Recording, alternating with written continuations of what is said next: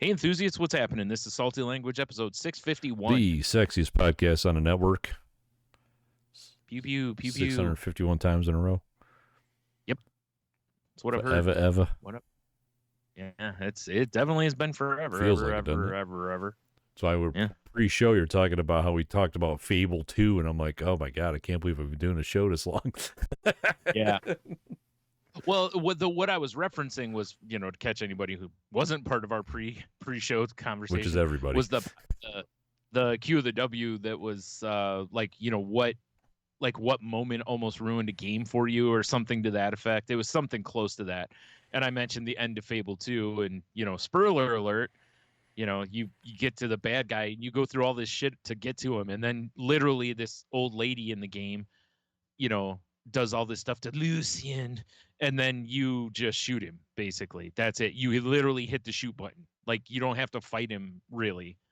And I just remember how deflating that was at that moment, because you're like, yeah, let's go. And then, it's just like, blah, blah, blah. She does a bunch of shit, like does some magic shit or whatever.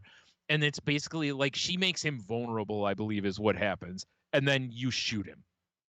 And I'm just like, oh. Like, I'm walking around casting crazy magic spells. I'm all sorts of powerful. I've got, like, high-level weapons. I'm like, let's go. This motherfucker's got no chance on me. And I was right. He didn't, because, my, like, the pistol I keep in my garter belt shot him, basically. Yes. And that's the end of it. And you're like, your sexy Derringer. Oh. Yeah. Like, oh. Yeah, it was a weird way to end the game. It was, right? It was so anticlimactic that it deflated me so much that I was just like, oh. And even later on when I was like, okay, well, I'm going to play through the game again this time and play good, because I played evil the first time. Crunchy chicks are delicious. So, yeah, of course. Right. Yeah, exactly. Yeah. So I was like, I'm going to play through it. And the whole time I'm just like, as I'm getting closer to the end, I could just feel myself getting less excited to keep playing, because it's, I know, I mean, first of all, what's going to happen, but also is like this, but I did complete two full plays of it, because I wanted to try both ways. Of course. I think everybody who was really into Fable did that. Yeah. Like, all right, I got to finish the game with a Halo, and I got to finish the game with devil horns. The giant devil horns, yeah. For sure. I want to walk through town and have everyone, cower in fear and run away. Exactly. As is tradition. Yeah. I got to say, that's way more fun than watching everybody be like, oh my God, you're so great. Like, it's way better to just, oh God. Oh, he's here. Yeah. Oh, man. Yep. Anyway. But still, love the franchise, and I had a lot of fun playing all three games, but yeah, that ended. I mean, you were saying also pre-show that they did announce that Fable 4 is coming. Yeah. I mean, I haven't read any. Is it though? Well, wait, you know how it is. In games, I never assume a game is real until it is actually launched. Yeah, that's fair. I just feel like that's the way you get your heart broken less, because studios get closed all the time and all that kind of shit, and just sometimes games just never come out. Or what's that one, that pirate game that was it Skull and Bones or something like that? That game was terrible. It's been in the works for like 10 years. Yeah, and if you look at the videos for it, it kind of looks like garbage. Yeah, like someone on Reddit posted, like, how does this 10-year-old game look far better? And it was Assassin's Creed Black Flag. Right? You know? That's why I was so disappointed, because I've heard about this game forever. And I was like, it was kind of exciting, because I'm like, I kind of missed the Sid Meier's Pirates days. Oh, hell yeah. That game was a shit. I mean, I still own the game. It's sitting right over here to my right. I never got rid of it. It's not still wrapped in plastic, is it? No, I wish. No. God, I wish it was. It'd probably be worth a few bucks. But, I'd love to have a game like that come out to play again, So, yeah, I was kind of pumped about the Skull and Bones, because Sid Meier's Pirates that we grew up with, and Assassin's Creed Black Flag, the pirate shit with that was great. Yeah, there is. I forgot the name of it. There's a pirate game out right now Like that's Sea of been. Thieves. Was it Sea of Thieves? Yeah, and I've heard Brian, that's pretty if good. it's going to be But cross-platform, it's coming to PlayStation. Yeah. is it okay? Because I mean, I'd be interested to play that a little bit because I do kind of miss it. But it's like the Sid Meier's Pirates had enough camp to it that it was kind of Right. fun and funny. Also, I kind of want that too, but I don't think this is going to have that. But who knows? Maybe it does. I have not played it, so I don't know. I should. It's not on Games Pass, is Well, it? I don't know think it the is. Sea of Thieves because my kids play it. Is a I think it's almost like a massive multiplayer online kind of situation. Yeah. Wow, that teaser Yeah, it trailer is. for Fable, I just had it pulled up for our YouTube audience. Salty Language on YouTube. Yeah. Or is it Salty Language Pod? On Wow, YouTube, I I just think it's drew a Salty blank. Language. Anywho, that was not a very revealing trailer at all. No, it's basically just the most generic. I'm fighting something in the Oh, the forest one I kinda saw was a trailer. fairy flying around a stream and then a bullfrog eats her.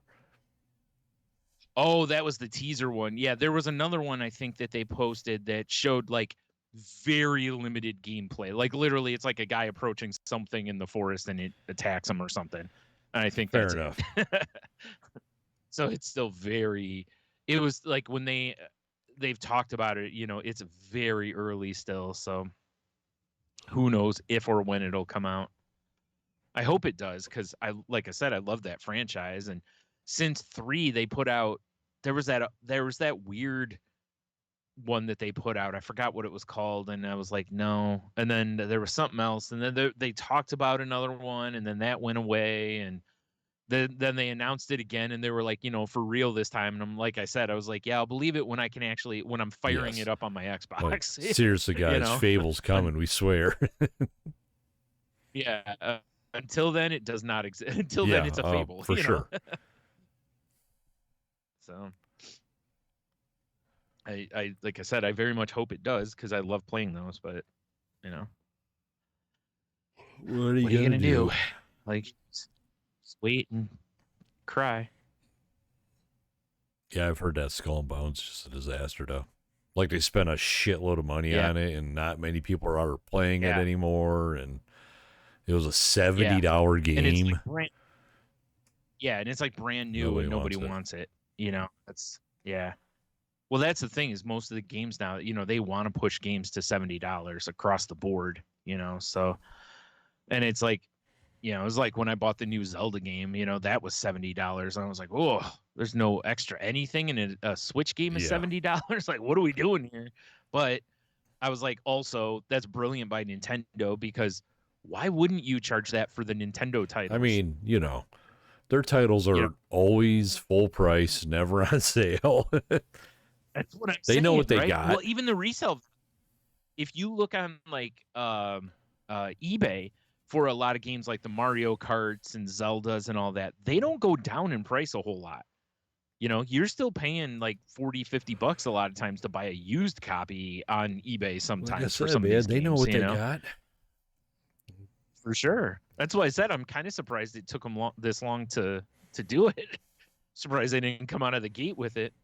It's all right. I'll pay $40 and spill oil on the sands of some foreign planet while spreading managed democracy all day long. Yes. Right. That makes sense. Yeah, boy, you talk about a game that should have been $60 or $70, man. That company, there's so much money they left on the table. But also they probably sold a lot of copies because of it being 40, where a lot of people, it wouldn't have caught on as quick, which might have been good. Might have been good for Helldivers too, because then they wouldn't have had those server issues. We're all good now. Yeah, I've heard that. Haven't had any problems. They put in away from keyboard stuff. They upped the limit to like 700,000 people, and hopefully what I'm waiting for is the fad to kind of die off, and all the like Twitch streamers and Call of Duty nerds go kick rocks, and leave the galaxy for us true patriots. Right. Yeah, I mean, I was going to talk about this later. Might as well just jump into it right now since we're already talking about it, though. Which I read that there's a lot of people that are that are basically, because obviously I haven't played the game, but I saw that there's basically like 3 types of missions or whatever, and it talks about how the people are basically just doing, expeditions right away and then quitting the game basically, so that they're just farming is all they're doing. But then every time they do that, it's a loss for like, Super Earth or whatever it's called. What's going on and what they're doing with this game, because it's a live service game, right? Is you have Super Earth in the middle, and then you have the galaxy, and then on each side there's 2 factions. You got the Terminids and the Automatons, right? And so it's like the bugs and the bots. And so like a week and a half ago or something, like the Automatons did a surprise attack and captured planets.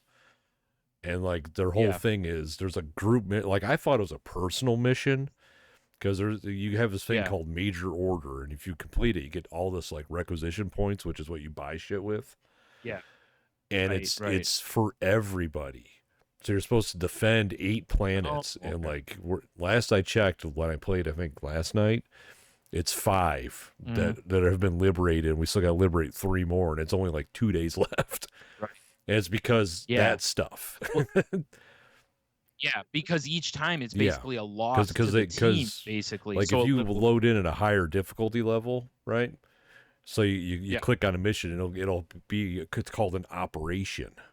And you'll have a couple different missions to do. And if you complete all of them, you get a lot of experience and medals and shit. And that counts as a win. Right.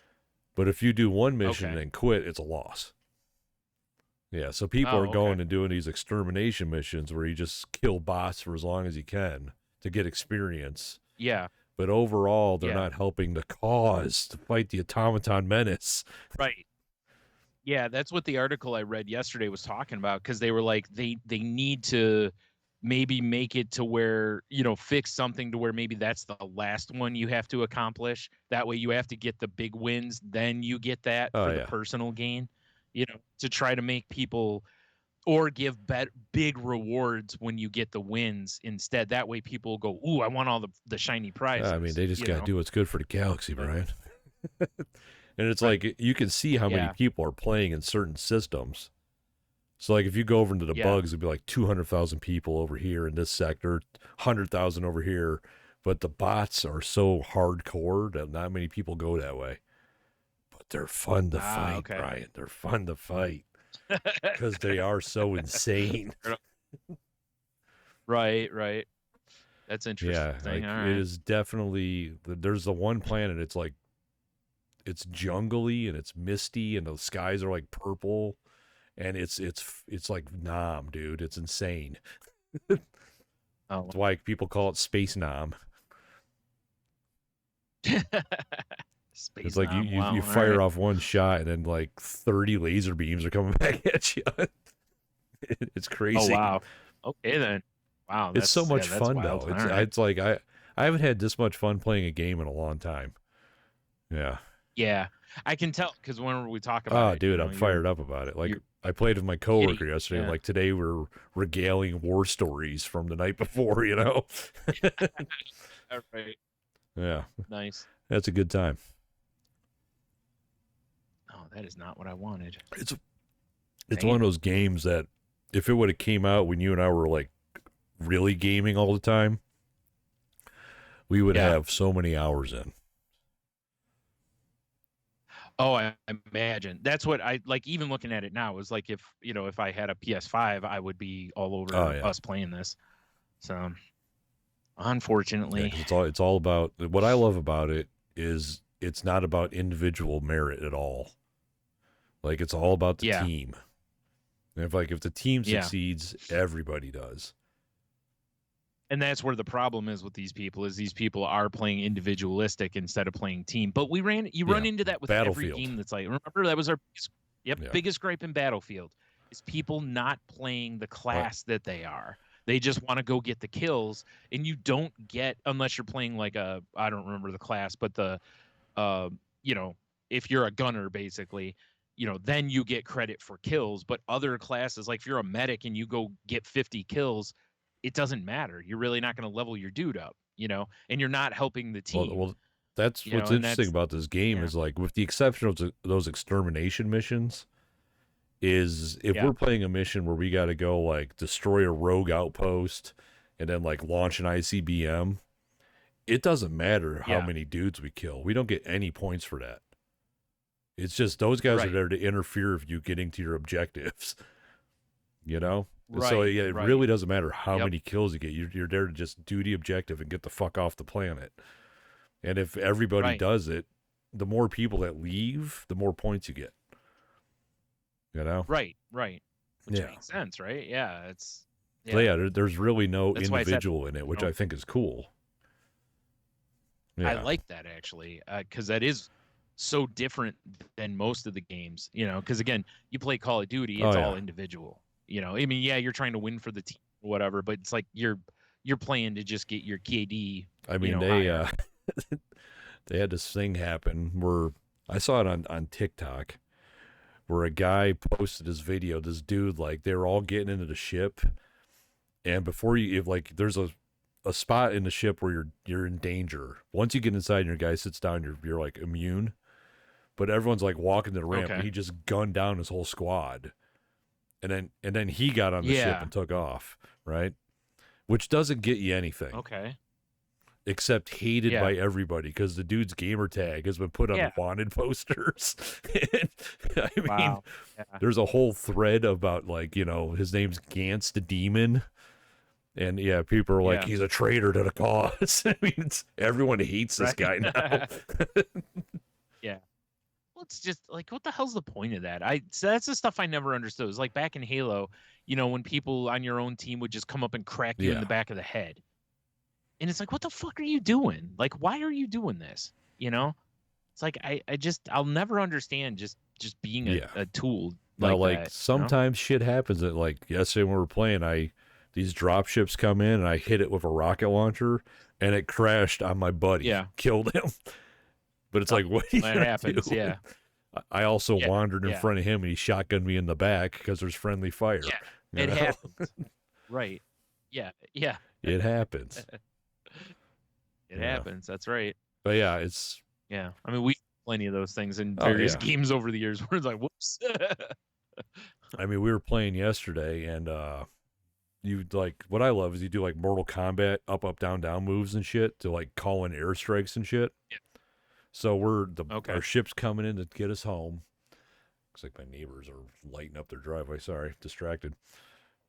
And you always, you have, like, 2 minutes to call your shuttle in, right?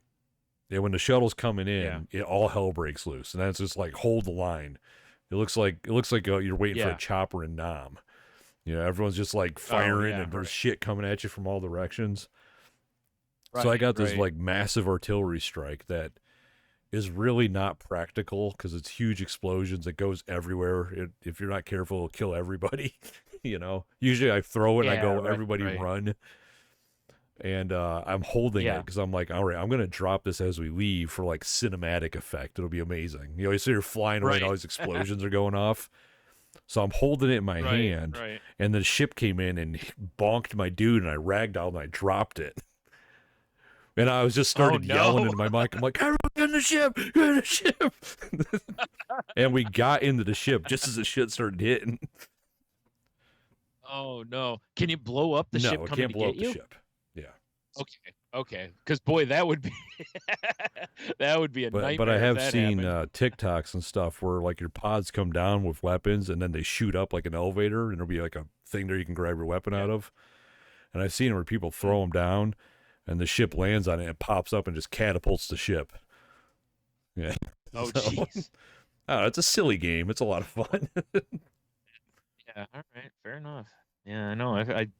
I've got the I for sure got the FOMOs on it. You know. I'm like the CEO of the company just said the other day that there's all kinds of updates coming. It's supposed to be all free too. Like new races, like because it's a live service game, you know, like things are going to happen in the galaxy and. Right. I'm surprised they're not charging a little something, $10, you know, because it being a $40 game, I could see where they go, okay, well, the entry point's $40, but we're going to throw, you know, when we do some updates, it's going to be $10. But given that it's a live service game, that can cause headaches, I would assume. like, oh, I can't do that because I haven't bought the DLC or whatever. You know, it's like it could No, be it a seems like nightmare. everything from what they've been saying sounds like all the updates are going to be free. I mean, right, and what enough. I dig about it is, so the game's $40. If you wanted to buy the premium, like, you know, they call it the premium war bonds, which is, you know, just premium passes. You get different armor and weapons. It was another $20, or 1,000 super credits, as they call them in the game. But I'm only 100 super credits away from getting premium, and I've just been playing the game. So I like that I can just play and get premium. You know, as opposed to being like, we'll tease you with super credits, but it's never going to be enough. You know, like a lot of games do. Yeah. Yeah. Yeah. So, chef's kiss to Arrowhead Game Studios. That's all I'm saying. Yeah. Pretty strong of them to. I mean, they made Helldivers before. It's not like this is the first one, but it's still like to come out of the gate and have this big of a hit. You know, that's pretty awesome for a. Yeah, I guess the first one was like a top-down game, but it said a lot of the concepts are pretty much the same. And then they made it third person, but for some reason, I think social media's got a lot to do with it too. Because I heard about it, but I'm like, I don't know what this game is, and I started seeing it on TikTok and shit, and I'm like, oh shit, this looks cool as fuck. And then I started watching YouTube videos, and then I'm like, I gotta play this game, you know? Yeah, like I told you, me and Ashley had talked about it.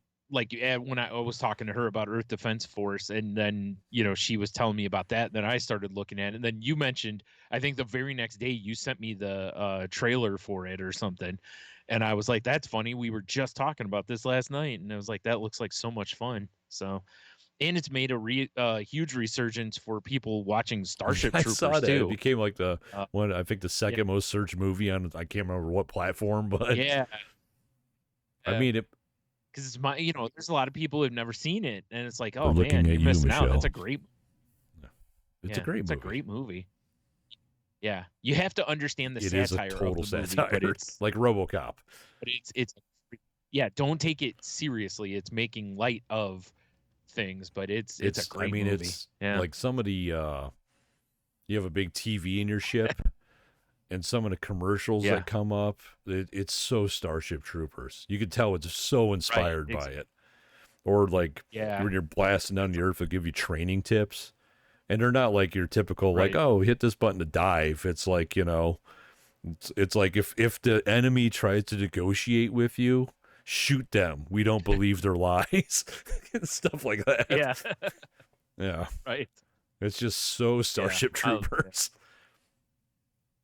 I mean, even when you load the game, it just says like the Ministry of Truth, and it's like deviating from this message is considered treason or something like that. Yeah, it's very Starship Troopers, which I always loved. I mean, I don't know if you remember, we once saw that in the theater. Yeah, dude, the memory I have most for that is because I worked in a video store that was right across the parking lot from a movie theater. So we used to get calls all the time from people about whatever the new movie was, and they were like, do you guys have, and it's like, no, it's only in the theater. And I remember a dude calling one day, and he was like, y'all got that Starship Troopers? and I was like, what? And he goes, Starship Troopers. And I'm like, you mean Starship Troopers? Yeah. Starship Troopers, I love it. And I was like, no, I'm like, that just came out today in the theater. It'll be a while before, because that was back took forever to get the video.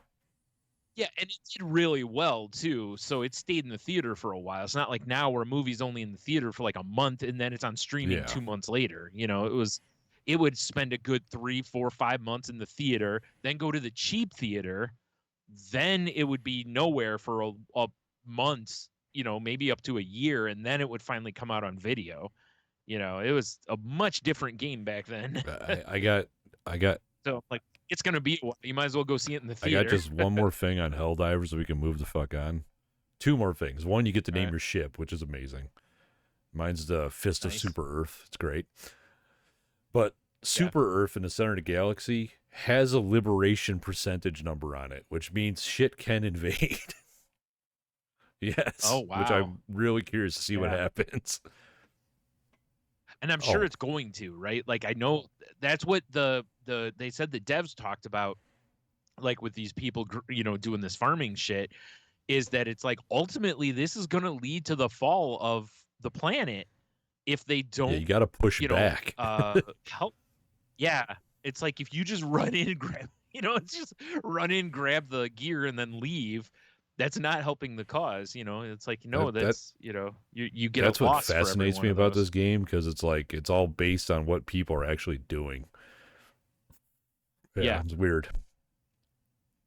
Yeah, that's really cool though. I love from top down on this. All the videos I've seen, the stuff you've told me. I just have had a couple other people I know that play and have told me. It's like, yeah, it sucks because I haven't had this much like, man, I'm missing out in a long time in games. Because like usually I'm kind of near. I try to get near the forefront so I can get the new systems, but the price is the only reason this time.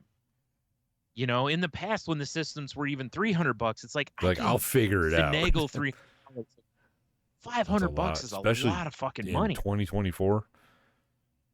Yeah, it's hard to come up with that kind of cash. So, that's why I was like, that's the only reason this time, and it sucks because I hate that it hit a point to where the cost of the system has now been the biggest barrier. Never used to be that big of a problem for me. So like you said, I just gotta steal some kidneys or something, right? Anyway, so how's your week been? Mean, yesterday was interesting. We was it probably, I don't know what time it was Sunday night, but I hear a yelp from the other side of the house, and I hear Michelle going, "Can you help me?" And she was just classic hurting your back move, just bending over to get something, and your back goes whoop. Yep. It's amazing how people hurt themselves like that, but they do. Seriously, when I threw mine out, it was reaching down at GameStop to pick up an action figure. A guy I work with said he threw his out by just reaching across his car to get something out of his passenger seat.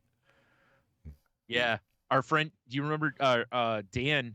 Our friend Dan had his computer tower on the floor, and he reached down to get a CD out of the drive and threw his back out. It's the dumbest shit. And so she was, obviously in pain, because if you've ever thrown your back out, it sucks a dick. It's terrible. I mean, it was bad. It was, we tried, I was just like, what? Let's just go to like a hospital or urgent care. She's like, no.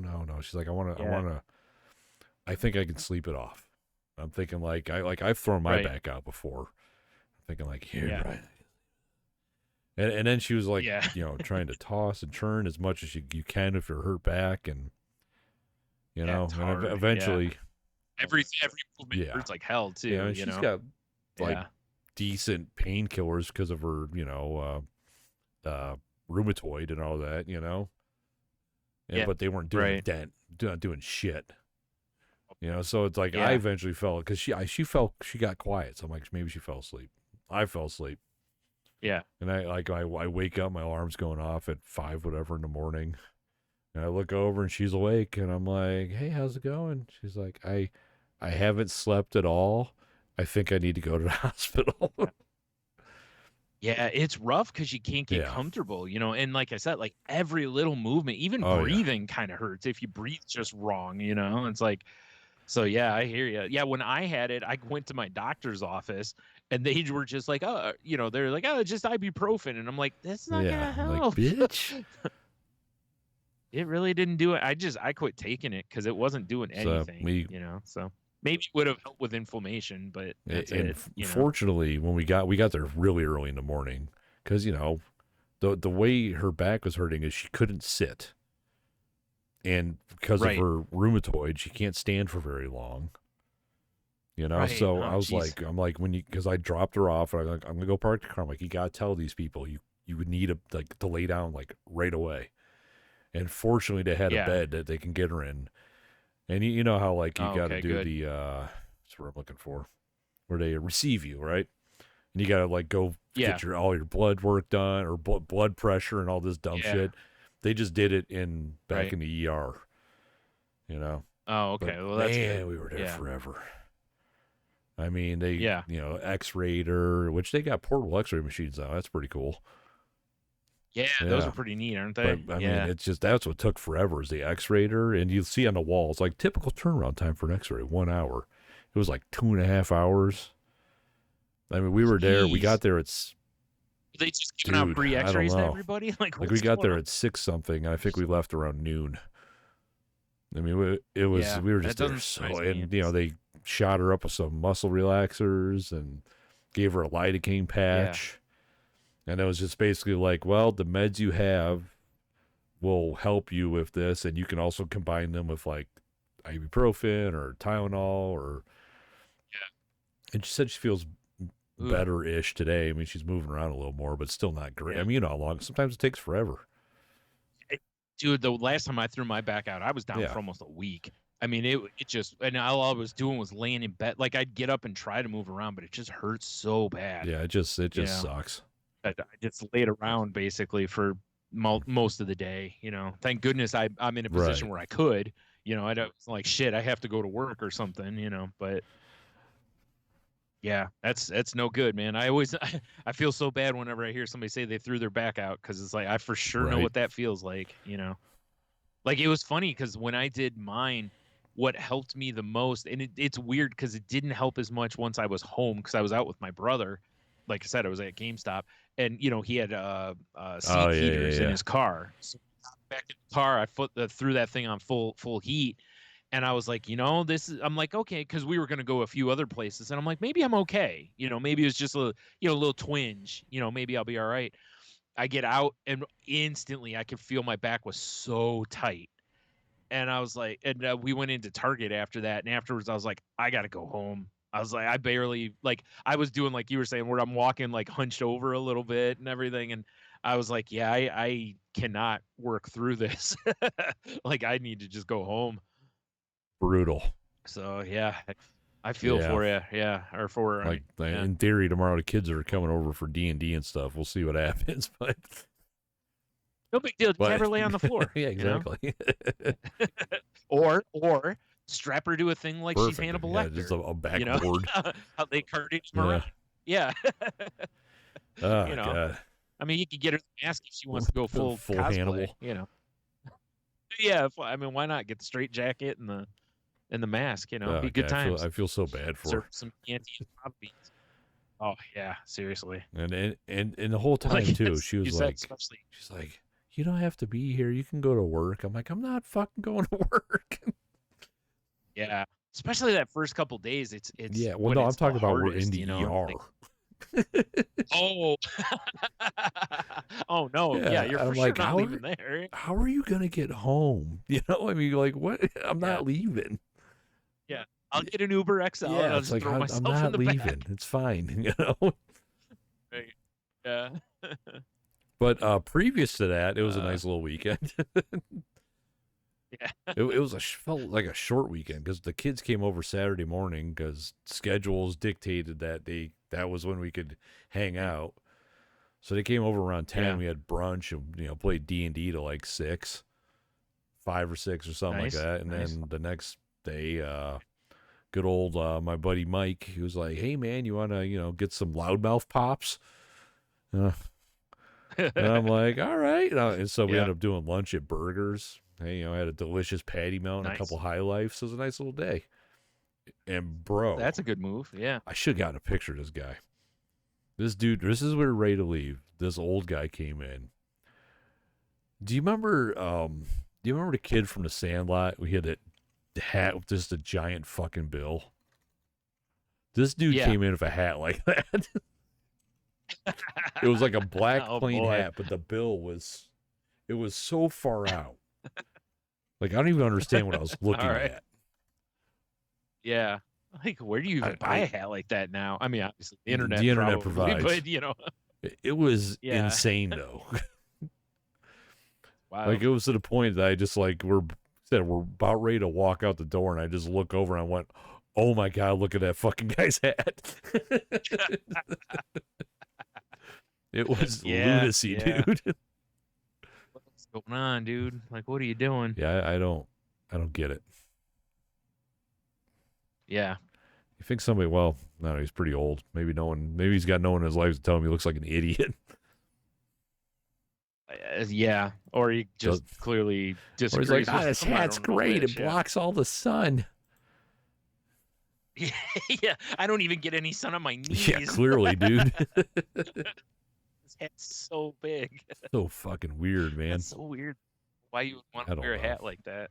Like I'd feel like I'd be hitting on everything. I mean, I hit my bill on shit now.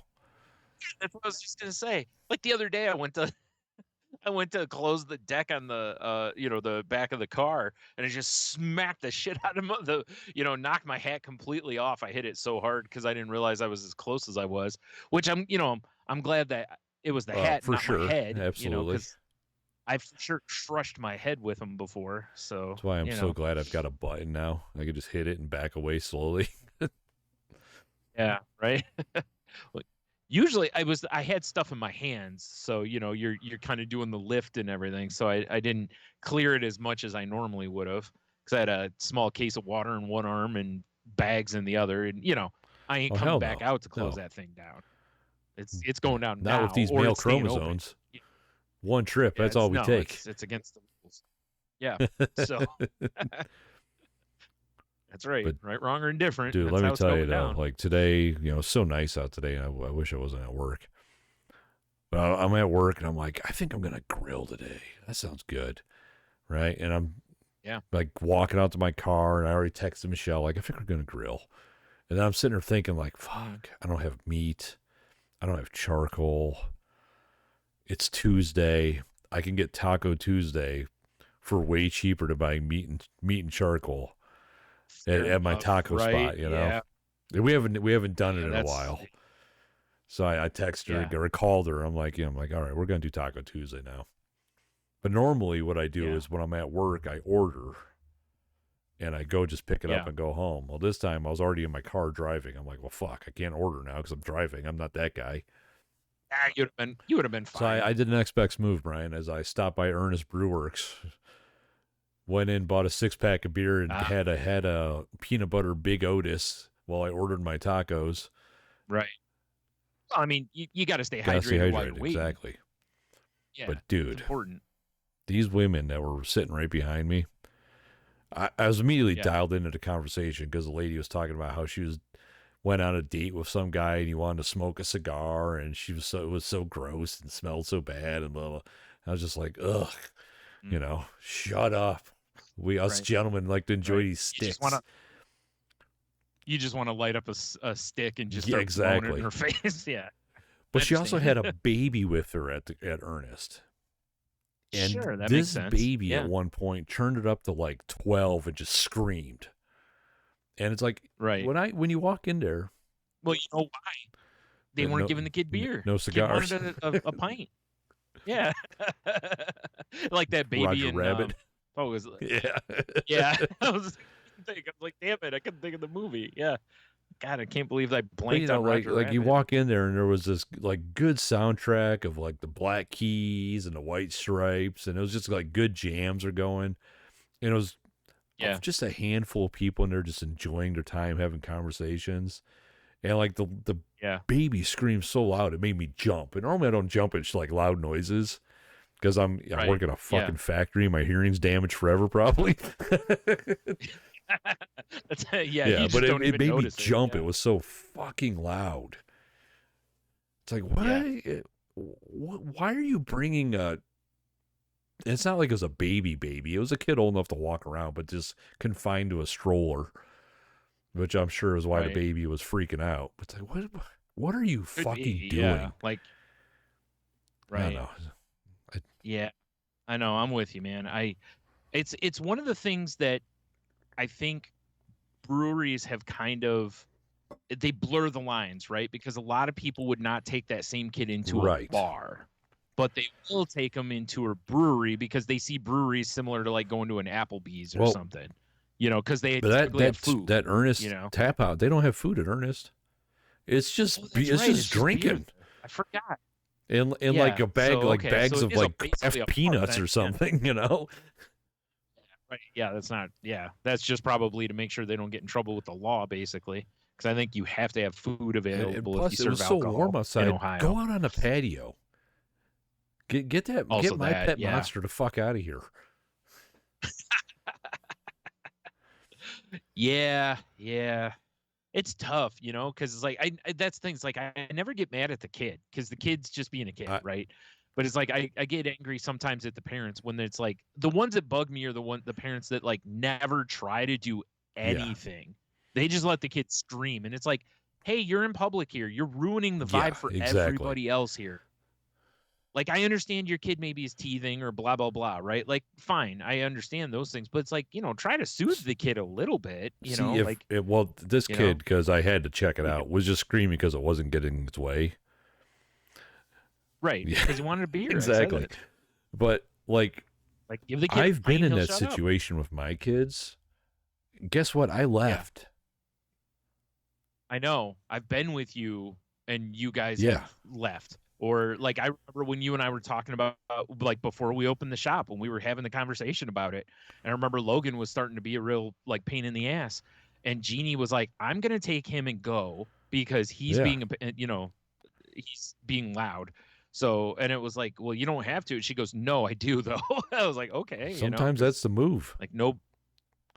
And I appreciate when people do it. I'm not saying people have to leave, but like I said, it just bugs me when they just sit there and let the kid just scream bloody murder and don't even try to soothe them or quiet them. Like, don't even pay attention. It's like, what are you doing? Like, you're a parent, your kid's screaming. You should try to, I don't know. It's just weird to me. You would think that would be like something's wrong with my child. I need to try to figure this out. This isn't the time to let them scream and cry it out. Yeah, exactly. Now you're in public. Yeah. I mean, you are correct. I should not have been like upset at the kid, but I did immediately post a Roadhouse gif talking about wanting to bar fight a baby. I used to. Right. I used to be like that. And over time, I was like, you know what? I'm misplacing my anger here because a lot of times, like I said, if a kid's like, I'm just using it as an example. Like if a kid's teething, they're miserable. But if the parent just sits there and lets them be miserable, it's like, what are you doing as a parent here? Like, come on. Like, I know sometimes kids are just little assholes. Oh, yeah, for sure. That happens. Sure. But I, like I said, it always blows my mind when you see a parent don't, like, do nothing. Like, my mom and I were in Bob Evans, and there was a kid screaming its head off. And the mom's just sitting there on her phone. Didn't even look at the kid. Just let him scream. And I'm like, the fuck are you doing? It's like, I want to, like, can I video this and send this to CSB here? Like, well, because whatever's going on the phone is so much more important. Yeah. It must have been. She probably also drives 86 down the highway on their phone, too. Yeah. Right. Yeah. Of course. The kid in the front just seat. On top of the car still. Yeah, actually. Oh, no, I was going to say the kid's actually steering. Well, she's on her phone. Although, I'm going to need you to educate me on this one real quick. So I got my tacos. It's classic street taco Tuesday because they're $1.75 each or whatever. Chef's kiss, delicious. But I've been trying to try different stuff that this place provides besides tacos. Okay. So I'm like, why? So I was like, a gordita. I've heard this term before from Taco Bell. Yeah. Now I'm not super familiar with what a gordita is from Taco Bell.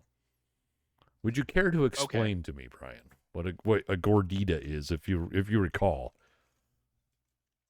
I believe a gordita from Taco Bell is just like a chewy, like a thicker. I'm trying to think. It's almost like a. I almost want to say it's almost like a pita bread. Okay. But go. So I'm looking it up online. What's the difference between a gordita and a chalupa? Because a chalupa is basically just a piece of pita bread that's been fried. Okay, all right. Which fucking blew my mind when I heard that on Fast Foodies. I'm pulling up pictures of gorditas right now. One of the chefs pointed that out. I had no clue. Okay. So it says the main distinction between a chalupa and a gordita is the shell for a chalupa is deep fried, whereas the gordita is made in a skillet. So the gordita is usually soft and doughy, but, a little chewy, but not gross, but in a good way. But when you see the ones that are made in actual like Mexican restaurants, they don't look anything like Taco Bell's because they're smaller. The ones for Taco Bell are bigger for like taco size, I'm looking at these gorditas and it does not look like what I had tonight. And so what I had, I should have taken a picture of it. Duh, idiot, but I was starving. So really quick, what Taco Bell describes theirs as, this is their cheesy gordita crunch. This is their, which that is a gordita shell with cheese, then a taco put in it, basically. But it says pillowy flatbread covered in melted cheese and wrapped around a crunchy taco shell filled with seasoned beefish, crisp lettuce, cheddar cheese, and Cali ranch sauce. Oh, God, I hope that's not from my cat. I don't want any ranch sauce from her.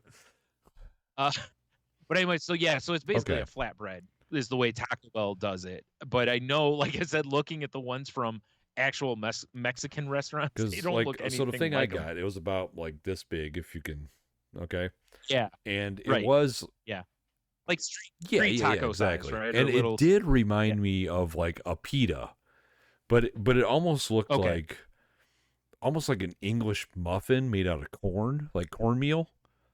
And then it was, you know, it was stuffed and it had like seasoned chicken in it, had lettuce and cheese and avocado. And damn it. Did you lose me? Brian, hello? Oh, okay. Yeah, we're good. It had all this like good stuff in it and it was really tasty. Yeah. But because the ones I'm looking at here look more like I'd almost say it looks more like a torta. Yummy. You know, than it does anything, because it looks like you bake it and then you slice it. Oh yeah. Okay. Now that I pulled up, now that I took Taco Bell out of the search, this is what I had. That's what I was looking for, not a torta. I meant an arepa. That's what I was thinking of. Dude, it was so good. Yeah. But I was just perusing their menu because I'm like, all right. I got 6 tacos and it's 11 and change or whatever. So, right. What'd you get, Michelle? Right. So I'm like, well, what else can I order here? And I tried the gordita. Dude, it was fucking delicious. Yeah. I that's the thing is like, Taco Bell is not Mexican food. Not. It's American food inspired by Mexican food, basically, or I forgot how they worded it, but that's the concept, right? But it's like some of the stuff is like, again, it's like I love the chalupa, like I said, I didn't realize all that was literally like a flatbread or a pita that is deep fried, and once I realized that, I was like, oh my God, now you can actually buy chalupa shells that are already fried. You just heat them, basically. Yeah, I saw them in Target when I was in there. It's just a pack with them in it. And I was like, okay. I was like, I can see that because a lot of people maybe don't want to fry them themselves, even though it's not that hard. It's not that hard. Yeah, but whatever. I understand. I might I might have to like take the Calgon plunge here and just like get some Taco Bell someday and see what's up. Yeah. I mean, it's like I like the chalupas and I like the gorditas. Those are things that I kind of gravitate to off and on there. It's like I found big tortilla shells, like 10-inch ones up at Food Town here. And, I got some tostadas. Bro, making crunch wraps? Could be crunch wraps. Bro, making crunch wraps? Show, son. We did that one night. It was fucking delicious. Pretty sure that's coming soon. Well, I love them, but like they've gotten to where there is nothing in them at Taco Bell now. The last one I got was so disappointing, and the time before that it was similar. And my brother gets them occasionally, and he said the same thing. He goes to different ones, so it's not even like, oh well, maybe I just got a bad luck over here. He's like, no, it's just shit now. I was like, man, like, well, time to start making them at home. I guess it's not that hard. I'll be honest. It's a lot of also, it's a lot of ingredients though. Yeah, it's a lot of assembling, but and you got the right size tortillas though. So we tried to make them. Our tortillas were not quite big enough. Yeah. Yeah, and it's so you either got to make them smaller, which fuck that noise, But yeah, Food Town carries 10-inch tortillas. Yeah, because I was looking at the regular size ones that are the bigger ones, and I was like, nope, these are the wrong size. And I saw ones next to it that are like, Gigundo or El Gigante, I don't know, whatever they call them. Big white tortillas. I was like, yeah. I was like, there we go. Now I was like, that's the size we need right there. So I just gotta, put the effort into making them. So hopefully soon. Yeah. So dude, this week I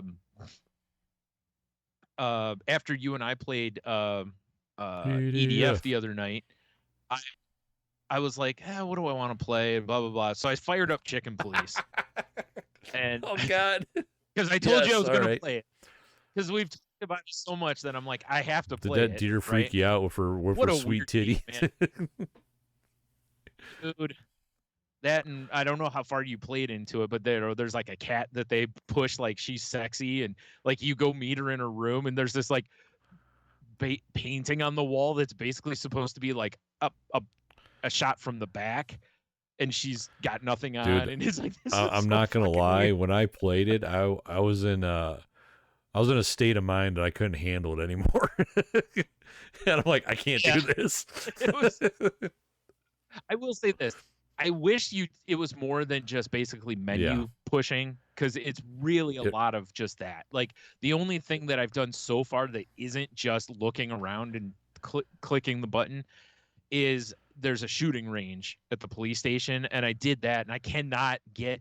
You get a bronze trophy if you get 5,000. I keep getting like 4,450. Like every time, it's like, because I forget you have to reload manually. And then, you're supposed to shoot the crooks, and every time I shoot a civilian, and it just ruins my score. Shoot the hostage. I'm just not great at shooting. Is it like I'm like smooth in my head, aiming, boy, I hope or is it like you have to jump around? It's a little rough. Like I don't love it, but I haven't looked and see if there's where I can mess with the sensitivity or anything. But I'm gonna guess no, because it's a pretty limited game, But it's kind of fun though. It's kind of funny. I love some of the like jokes and stuff. I hope you that are platinum built into Chicken the game Police. are decent.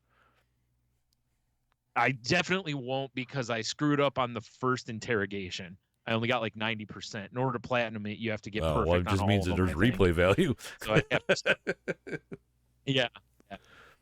So fucking Brian's playing Chicken Police. I love this so much. Yeah, so I figured this is going to be my kind of fuck around game a little bit, because I'm going to try to beat it. I'm going to try, but I only have a month, so I can't play this the way I normally play games, which is play for like a week and then never touch it again. Right. Because it's in the, it's not a game I own. It's in the I just pulled up images for YouTube, and the one here in the center has that cat painting you're talking about. You see your back. So weird, dude. It's such a weird concept for a game. Like, am I supposed to be aroused? What's going on? I don't even understand. I don't know. I don't know who thought of this. I don't understand. Fucking Chicken It's very Police. weird. Apparently, according to these reviews that are on the cover of this PS4 game, it's like 9 out of 10 in a lot of categories. So, yeah. Really? Okay. That's why I was enjoying it. Like I said, the only thing was, after a while, I'm kind of like, I wish there was something a little more to do. I'm still in chapter 1 though, so maybe it picks up. It reminds me a lot of something. What was it, Monkey Island, when it's just like you click around, you look at stuff, and that's what it reminds me of. Yeah, so it kind of gets tedious a little bit after a while, but I think it's a game, if you pick it up and you kind of, in your head, you play it for half an hour, I think that's probably a good window for it. After that, I think you kind of start zoning out a little bit, because it's kind of the same type stuff. I'm just going to let you know that apparently it's available for Switch, so you can have Chicken Police on the go. Yeah. Oh, nice. Damn. Wish I would have known that. No. But I'm enjoying it enough, Like, is it the best game I've ever played? Not even close. The Tales from the Borderlands and the Telltale stuff are more fun, because there's a little more interactivity to them, other than just like I said, literally look around, click on this, there's some commentary, click on this, there's commentary. That's basically, what's going on. The one thing that's kind of weird, and I think it stretches the gameplay out, but I don't know that it's necessary, is like you start off in, like, say, this hotel, then you go to the police station. Well, if you go back to the hotel and look at everything again with your partner, you get new commentary and new clues and different stuff open up. Fair enough. So it's like, but the fact that you have to keep going back to these locations when it's not really pushing the storyline forward is a little annoying, But whatever. Like I said, I mean, I've played worse. This sure. is gonna sound lame, Brian, but I'm proud of you, man. Because it's like it's outside your comfort zone to play a weird game like this. It is. It is. I said I was gonna. Well, what's funny though, dude, is it's like, again, you've known me 1,000 years. Like, this is the kind of shit I would have picked up and just jumped into. Like, I played everything when I worked in video stores. Whatever came. Well, I had to at the one because that was literally my job. I got a $500 quarterly bonus for just playing all the video games. Twist my arm. Remember, I was the game champion, is what it's called. Yeah, and I got a bonus every time. That was awesome. Like, oh please, I get to rent games for free and I get a $500 oh god, bonus. all right. Okay. Oh boy. Oh. They sent me like preview discs and shit. Remember I used to have a huge stack of like demos and like shit. Partial. Yeah, because they just sent them to me because I was the game champion. So but yeah, I used to play everything that came out, no matter how dumb it looked. I'd still be like, that's my favorite thing of PlayStation Plus, is I just peruse. And I go, what is this? Right. And I fired up for a little bit. Well, and the only reason I wouldn't, I have obviously my anxiety issues and stuff, but that aside, the only reason I wouldn't do that now as much is because you have to download everything. It's not I was streaming Chicken upgrade to that's there we go. But it's like, unless I upgrade to the high level of PlayStation Plus or Games Pass, you don't get the cloud stuff, so I have to download whatever I want to play. So and it's like, well, it's gonna take a day. Because typically the weird games, I just stream them if I can. Right. See, I don't have that option because I don't have Patreon.com/saltylanguage. You want to help Brian get a higher end of PlayStation Plus? Yeah. I would absolutely adore it if you did Patreon exclusive weird game reviews. Yeah. Oh, I totally would too. Because even if you don't play the whole game, but you just play enough to get a little fun, get enough for a good review of it or whatever. Really good idea. But that means we gotta do stuff. Yeah, there's that. That sounds terrible. So the other night when we were playing, I think I talked on here last week. I think I tried the Starburst Lemon while we did the show. I tried the cherry while you and I were playing EDF, dude. It texted me like, I'm sorry, it was Saturday or something, or Friday or whatever, Sunday. I don't remember. Dude, I cracked it open and took a sniff of it. I'm like, wow, that really smells like a cherry Starburst. Took a drink of it. I'm like, it really tastes like cherry star. Again, not just like here's a cherry flavor, but it was cherry Starburst candy dangerous. Flavor. I thought the same thing. I'm like, I'm glad I didn't buy a lot of these, or I'll probably just be. Again, they're sugar free and blah blah blah, but still, it's like I don't need to be drinking like 19 of these a day. But I probably could. They were so. I'll tell you what, I got to go to Kroger like tomorrow or the day after. If they got them, I'm for sure grabbing some more because they were tasty. I'm gonna get the orange and strawberry and give them a go too.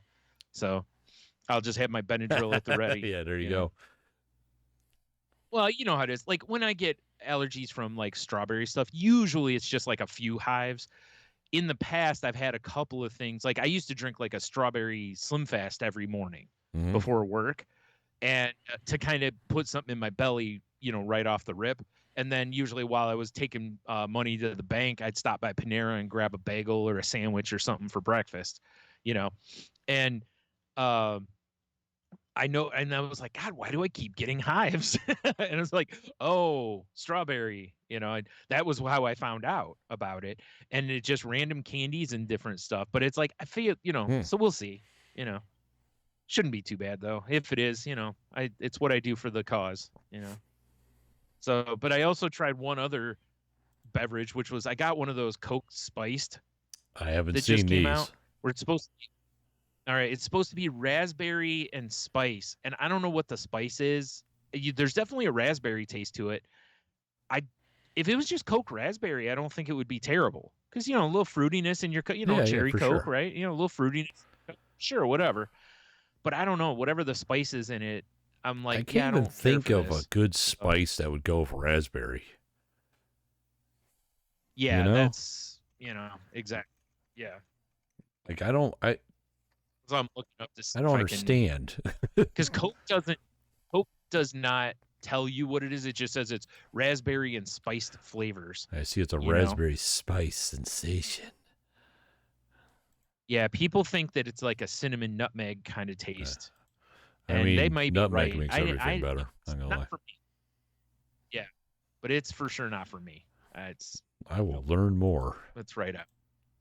Yes, Coca-Cola, teach me. Oh, they'll teach. Raspberry and spice flavors. Yeah. Coca-Cola Spice offers an uplifting taste experience. Yeah, didn't for me. Like I said, if it was just Coke raspberry, I actually think I'd be like, this isn't bad. I wouldn't mind, because again, I like cherry. I don't actually. Let me rephrase. I don't love cherry Coke itself, but I love if you put cherry flavoring like into Coke. Like if you go to a shake place and they put the cherry syrup or whatever in the Coke, pieces. I actually, if you put cherry Coke and cherry Pepsi in front of me, I'll take cherry Pepsi all day. But if you put Coke and Pepsi in front of me, I'm going to take Coke. Like I prefer Coke as a cola, but the cherry flavoring, I don't know why. There's the best I can describe it to me is that cherry Coke tastes stale. That's fair. And I don't know how to describe it. I don't know how to describe it any better than that. Pepsi does not. So that's why I prefer cherry Pepsi. But like I said, my preferred way would be to put some sort of a cherry whiskey or something in my Coke. little like Red Stag action or something, That's the move. Have me a little cherry. I can't call it a Lemmy because it's not Jack Daniels. I mean, do they have a cherry Jack Daniels? It wouldn't surprise me. I don't know. I thought they did, but no, I was thinking honey. I don't know if they ever had a cherry one. To the internets. Yeah. Cherry Jack. I haven't looked for. I haven't bought whiskey in a long time. A. B. I haven't bought flavored whiskey in a very long time because I just don't need it. I'd rather just buy whiskey. They sell cherry limeade in their Jack Daniels, whatever the fuck they're called. Oh, really? I didn't know they had that. Country cocktails. But as for an actual just Jack Daniels cherry, doesn't seem like it. Yeah. All right, fair enough. You got jerks. You got Red Stag, Traverse City Whiskey Company, which of course, because Traverse City is the cherry city. Sure. A Stillhouse spiced cherry whiskey. If I saw Traverse City cherry like up at Liquor Cabinet, that might be something I'd grab. A little local. Give it a little something. Yeah, sure. Well, again, worst case scenario, you just dump it in a glass of Coke and that's true. Whatever, That's one thing that is nice if you buy a whiskey that you don't love is it's like, well, I can always throw this in a Coke or something like that and still enjoy it. Be bueno. Yeah. But so I also started I was gonna start Airbender or Avatar, The Last Airbender, the Netflix one, but I did not start that. We watched the first episode tonight. We'll just leave it at that, and you and I could talk about it again. Okay. Yeah, so I don't want to give you anything, I'll watch it before next episode. I kind of lost track of my days a little bit, but it's like because I'm kind of deciding what I want to do with my Paramount Plus because I finished Strange New Worlds, and those bastards, they put a cliffhanger ending. Of course, at the end of the season, and it's gonna be a while before the next episode. So, but anyway, it was good. The season's really good. I really, really enjoy that show. It's one of my favorite Star Trek shows, I think. And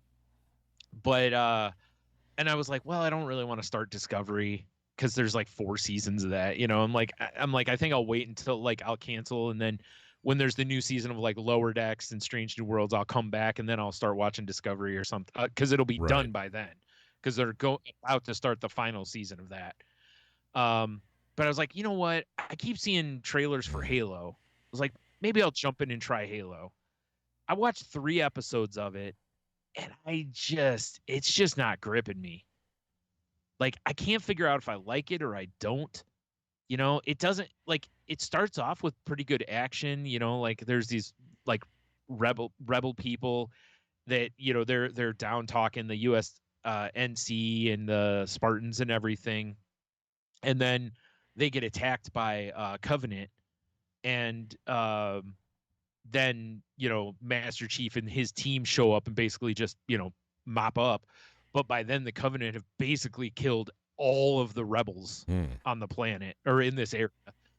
And and it's like, okay, well, cool, the good guys came in and saved the day and all this. But it's like, then it gets into this whole like, and I don't know a lot of the lore of Halo, I'll be dead honest, but just coming in as a TV show, and it's like, there's a kind of a mad scientist kind of person she's the one that's behind the whole Master Chief thing and everything. But then like Master Chief starts getting these, they find this artifact and he starts having memories of, his childhood and all this kind of stuff. And I'm just like, I don't know that I want all this. I kind of just want to see the Spartans come in and kick ass. I want an action show, right, not a drama, I think is the problem. And like in the first episode, there's quite a bit of action. It's cool because each of the Spartans come in with like one's got a battle rifle, one's got pistols, one's a sniper. And I'm like, oh, this is very reminiscent to playing a game of Halo, because your squad, everyone's loadout is different pretty much, I was like, this is kind of cool. They showcase the weapons. You see the energy sword from the Covenant, and it's like, this is pretty cool, and then and there's little things like, it's cool when you're Master Chief's walking around the base and you see warthogs driving around, and it's like you see the things from the games, right? So there's you're like, a thing I like, thing, right?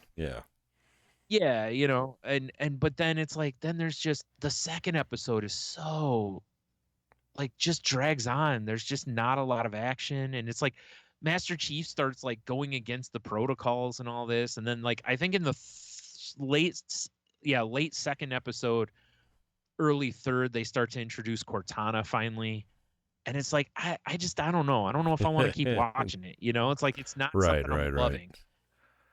It's, I don't know. I've seen a lot of people that were like, this is just like Star Trek kind of show or whatever, and I'm like, it isn't though. Like, there's none of the charm of Star Trek. Right now it's like, who's the enemy? I mean, overall you understand the Covenant is kind of like, they don't understand anything about them really, and there's a woman who's like a human that was raised by the Covenant, and it's like, okay, she's clearly the big baddie of the season, right? But at the same time, it's like, the woman who's behind the Master Chief program and creating Cortana and stuff, it's like, clearly she's also in cahoots, like just out for her own good and what. Yeah, but it's like, I can't. Like, am I supposed to root for Master Chief? Am I? It's only in like the second episode he takes his helmet off. I'm like, dude, Din Djarin wore his helmet longer than Master Chief, and in the whole game, you never see him without the helmet for well into the series. Like, he always has the helmet on. Saw his face.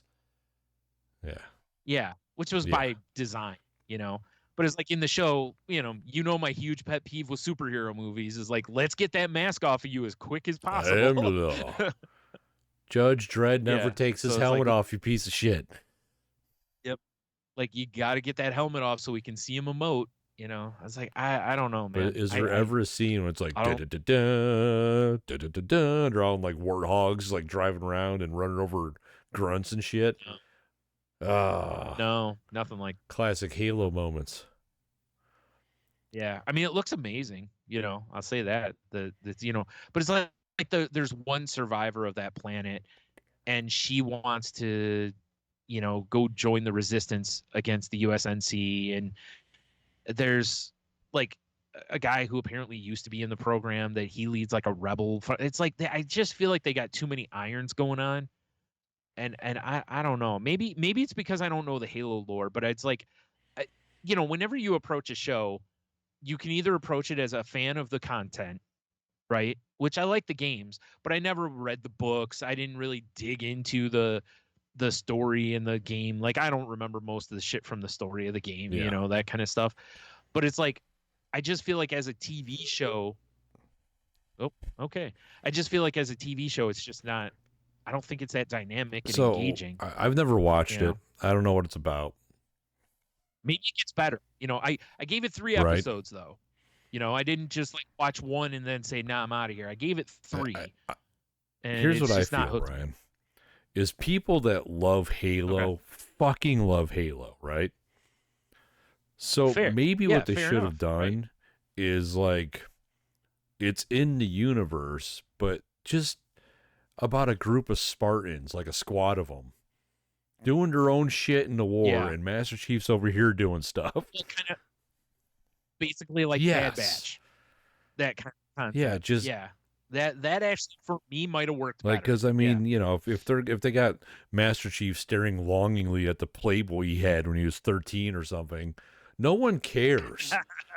Like they want to see him rocket jumping and then 360 sniping a Covenant dude. You know, that's what I'm saying, right? Exactly.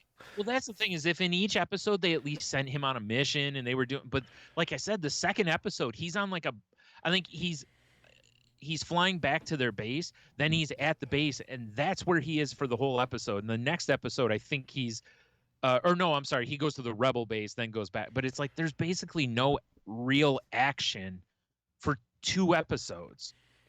And it's like, dude, it's Halo. You got to give us some, like, you got to have him, like, them fighting something. Or even if it's not him, like when he's going through his bullshit, the rest of the team could still have gone out and fought something. Or everyone wants to see Master Chief get launched on one of those energy catapults, land on a Banshee, rip the grunt out of it, and then fly it around and annihilate everything. They don't want to see him knitting a sweater and crying. That's the thing, is like, he actually removes his, like, they have an emotion suppressor, that they have implanted in him, and he removes it. Yeah. And then there's this whole scene where he goes to like a train station and he's feeling everything for the first time. And I'm like, look, when Data felt things, it was awesome. Yeah. On Star Trek. When Master Chief feels things, I'm like, I'm not sitting there going, dude, this is such a great moment. I'm going, what the fuck is this? Like, I want, like Master Chief's Master Chief because he's cold and doesn't feel shit, because that's how he can do his job. The only thing I want Master Chief to feel is the neck of the Covenant he's choke slamming. Yeah, I haven't even gotten to the sex scene yet. Apparently, there's some nerdy stuff in oh my God. In the season. Wouldn't it be funny if he drops his armor and he's just got a needle? Or get it? Yeah, nice. I mean, you do get to see his ass when he takes the implant out, because it's in his, right where your tramp stamp would be. That's a weird spot for it. So, yeah. At least it wasn't like keystering it. Yeah. Oh my, Cortana. Let me help. Like, whoa, like, easy. Whoa. Running. Yeah. I don't know, man. I kind of want to talk to somebody who's like, like really a Halo nut, to see if it's like, what am I missing? Like, I love the games, but I don't remember much of the lore. I never read any of the books or anything. Right. I'll be honest, I don't give a shit about Master Chief's backstory. I really don't. I just want to see him be an awesome, he was just a badass. Fighter. Like, that's kind of all I need. I don't need. I liked your idea though, because like, how it is, like you play some of those like DC will have a role-playing game, right? And kind of like a Diablo type of game, and you get to play your guy, but in that world you'll see Superman flying around, or you'll see other villains and all that kind of shit, So it's like, oh, this is cool, because you still get to see those characters, but you don't have to worry about focusing on those characters. You could definitely have like a Master Chief cameo. Well, I mean, oh, for sure. Yeah, he shows. I guess depending on where it's, because I know in the timeline at some point, like Master Chief's like the last of the Spartans. So if it takes place before like Reach, because I think that's where most Spartans got killed, But I could be wrong, because like I said, I don't know shit about the lore. I'm just spitballing over here. Reach. Yeah, well, that's the thing, is I think Reach is actually like the planet that. Oh, well, then there's no reason not to have more Spartans, and they're fucking doing shit. Yeah. Well, there's already. I mean, he leads a team of Spartans in this. It's like Silver Team or something. There's like 4 or 5 of them, and that's why I said I don't know. Maybe it's just me. I don't. Maybe it's. I honestly, I think maybe part of it has to do with I'm coming off of a Star Trek show that I really liked, and I feel like it's a much inferior show to Star Trek. Like honestly, I think there's more action on Star Trek. Now, have they had a scene where Master Chief because the gun gets destroyed, shoves a giant bomb out of the hatch of the ship himself and guides it through space into the Covenant fleet. They haven't had that. Cool, though. That was like Halo 2. That was like the first mission. Yeah. Well, that's the other thing is I don't know where the lore for the show comes from. I don't know if it's like book sourced or if it's from the games or, you know, like, or if it's all just they're making it up as they go. I don't know what exactly the that's where it would help to have somebody who's like a huge Halo geek where they could be like, oh, it's actually from this story or whatever, you know, so I can understand kind of where we're at timeline wise and all that kind of stuff. Like where we're, as far as like the games go, are we in Halo 1 or is this past that point? I don't know. If Master Chief wants to like sit in his jams, play Sudoku and drink hot tea, they should just bring in the Doom guy. He'll end the problems real quick.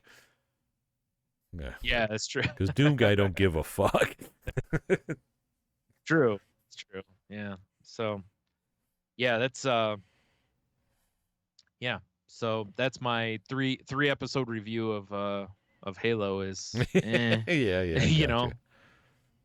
I think the IMDb ratings for it are like 7 basically for a lot of the episodes, and you know, then there's people that are like, I don't understand it, you know, it's such a great show, and it's like, I feel like maybe you just haven't watched great shows. That's fair.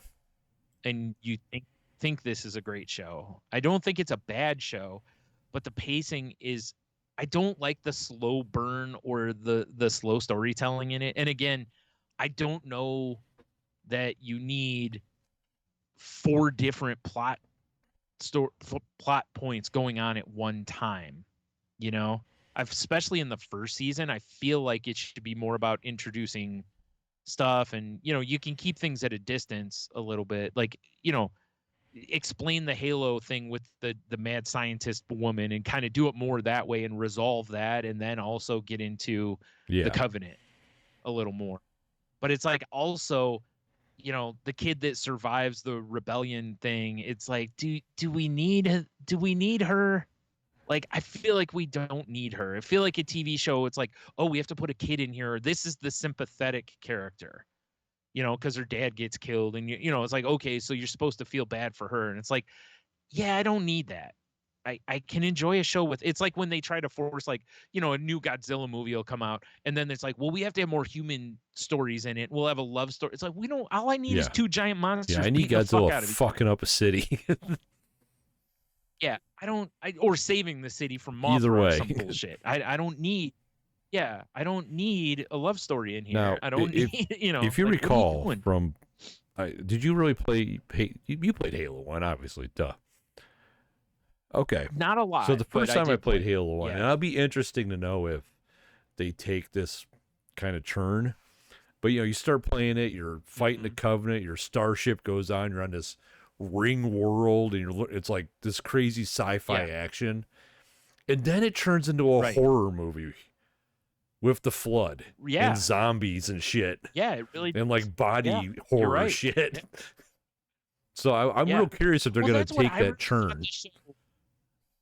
Yeah, that's what I thought the show was going to be more of, is kind of, like I said, kind of like the Bad Batch similar concept of, okay, here's Master Chief and his team.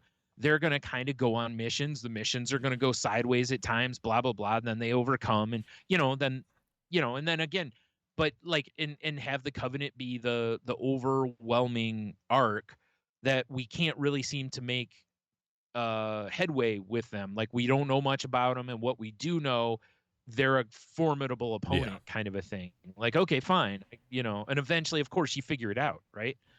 But I maybe they are going to do that, but then they also mix in all this other stuff, and I don't know. Has there, in the first couple of episodes you watched, has there been any scenes where Master Chief headshots a dude from like 2 football fields with a handgun? It's not true to the game, then. No, it's not at all. Yeah. Although I will say, there's one moment, like when you see the dude land with the sniper rifle on the rebel area, you know, and they're going after the Covenants, and you're looking around, I'm like, okay, when's he gonna get involved? And then when he finally headshots one of them, you're just like, yeah. Does it sound the same? It's just satisfying. No, it's a little different. Because What I That want to see rifle was so satisfying the first time we fired it.